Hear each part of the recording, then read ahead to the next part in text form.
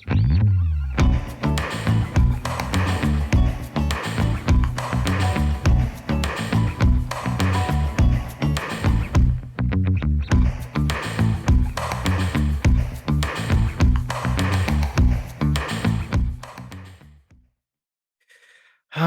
gosh.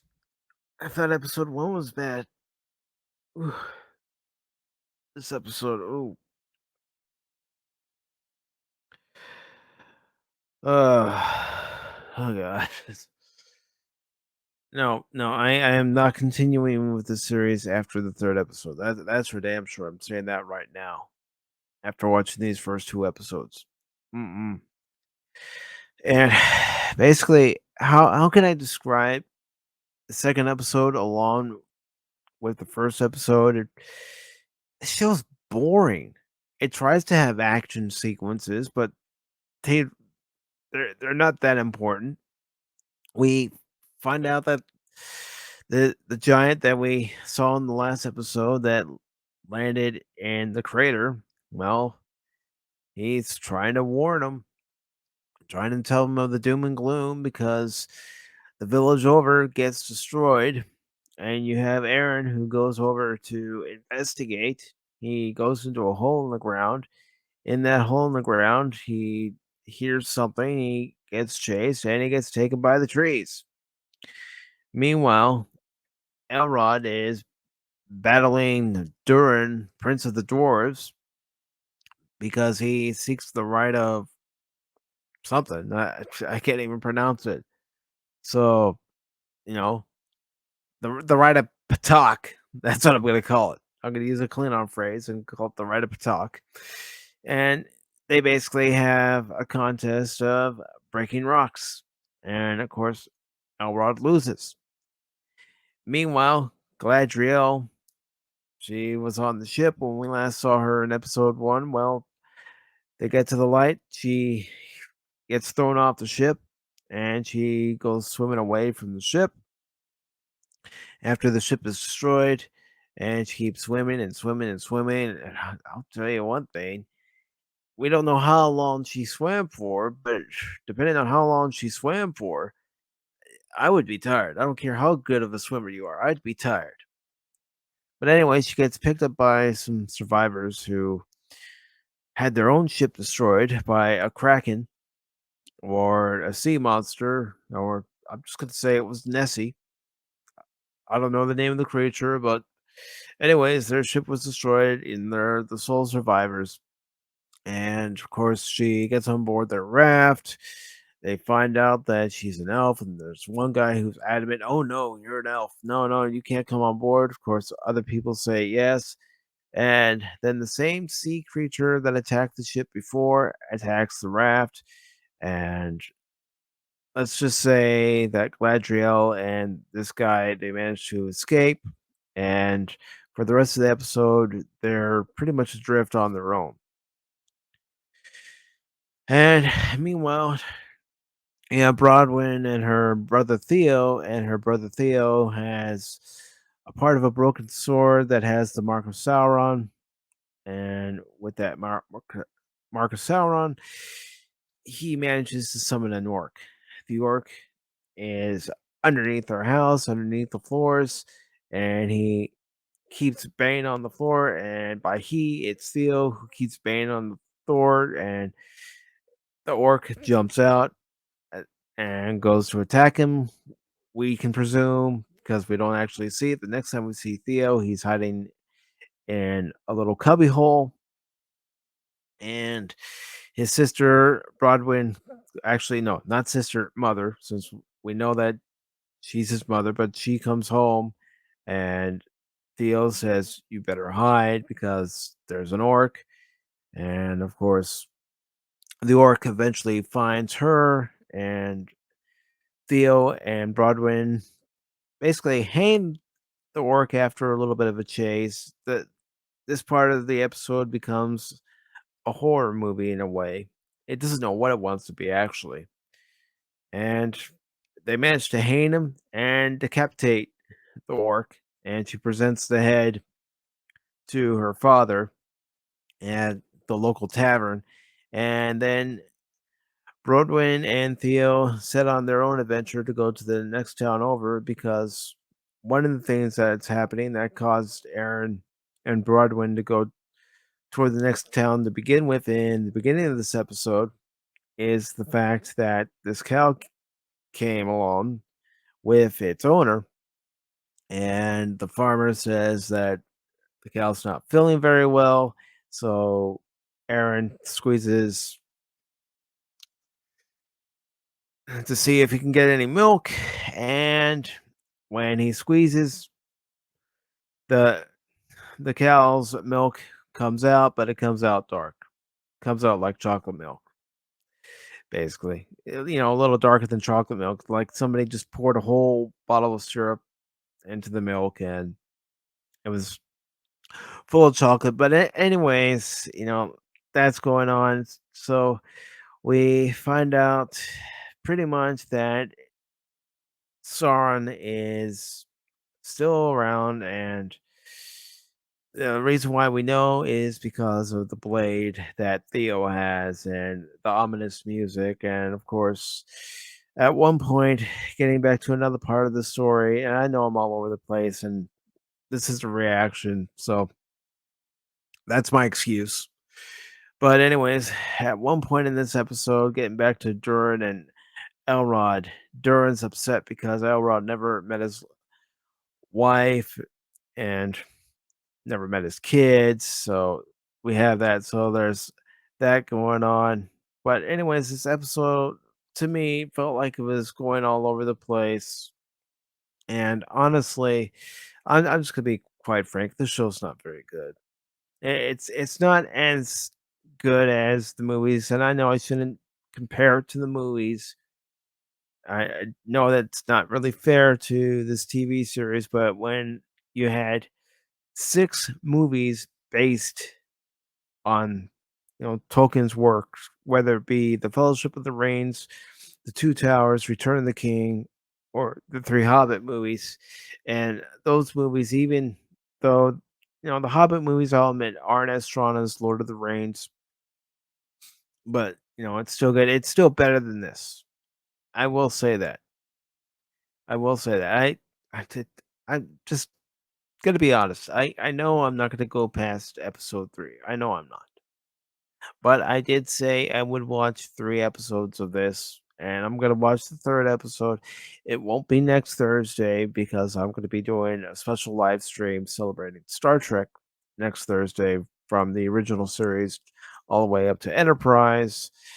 But I will watch that 3rd episode. I will make it a live reaction, so you all can interact with me if you want and get my thoughts, but I'm not impressed with the series. But for anybody who comes across this video and you're liking this series, good on you. Then this show is definitely something that you're gonna enjoy. But as far as I'm concerned, 3 episodes, I'm out. Just like 3 strikes, I'm out. So, if I'm gonna give this episode a rating, I gave the last episode, episode 1, 1.5 out of 5. Well, I'm gonna give episode 2 a 1.5 out of 5. I'm sorry, it's not the kind of show that's gonna keep me entertained. It's not the kind of show that's gonna draw me in. I like the fantasy genre. I do. And I even said to a few people, even said to my own sister, that after I saw the extended cuts of the Lord of the Rings trilogy, that I was kicking myself for not seeing the movies when they were in theaters. But this I could skip. If you like it and you can watch it over and over again, each and every episode that comes out, well, then good. You've got something to enjoy. We don't all have to like the same thing or pretend to like the same thing just to meet some, you know, status quo or anything. For some of us, we're going to enjoy a series. For others, we're not going to enjoy the series and we're going to move on. I've done that with current Star Trek. I've tried watching 3 seasons of Discovery, 1 season of Picard, and I even watched a season of Lower Decks, and it's just not for me. But for anyone who likes this, for anyone who likes Star Trek, Star Wars, Doctor Who, or anything else the way it is, enjoy it. That's all I'm gonna say is enjoy it. I didn't enjoy it, and that's on me. So again, for episode one, that's a 1.5 out of 5 stars. Episode two is also a 1.5 out of 5 stars. If I wanted to be generous and combine the two, it'd still only be two stars, not even 3 stars. But again, I'm not gonna hate on anybody who happens to enjoy the series. You enjoy it.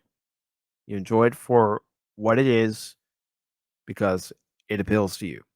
But the series, I'm sorry, it doesn't appeal to me. And Kathy says it right here. To each their own. Very true. To each their own. And that's what it is.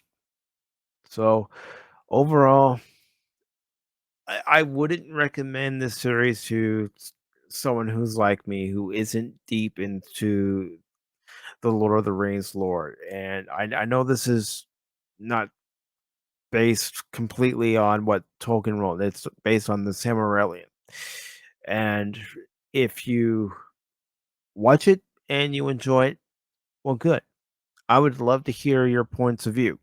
You can always come on Pop Talk and give me your points of view of the series.